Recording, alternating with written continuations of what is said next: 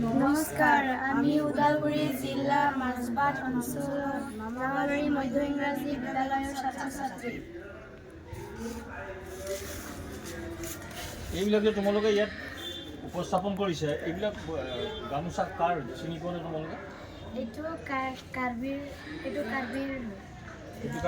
এইটো কোনে ব্যৱহাৰ কৰে? এইটো নেপালী ব্যৱহাৰ কৰে। এইটো এইখন গামোচা এইখন কি হয়, কি বুলি কোন জাতিয়ে ব্যৱহাৰ কৰে? এইটো অসমীয়া জাতিয়ে ব্যৱহাৰ কৰে। এইটো বড়ো মানুহে ব্যৱহাৰ কৰে। এইটো বড়ো মানুহে ব্যৱহাৰ কৰে।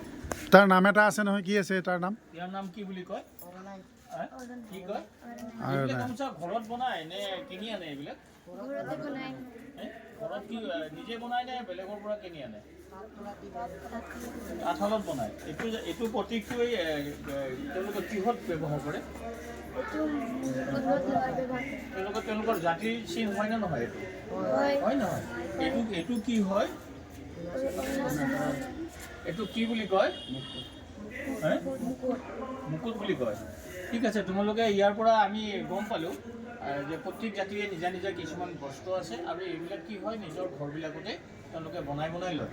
আৰু কিছুমান বস্তু বাহিৰৰ পৰা আহে, সেই বস্তুবিলাকৰ কি নাই আমাৰ সমাজত সমাদৰটো নিজে বনোৱাতকৈ বেছি উপলব্ধ নহয়, হয় নাই?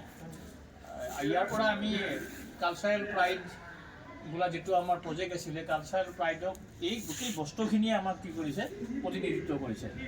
ধন্যবাদ।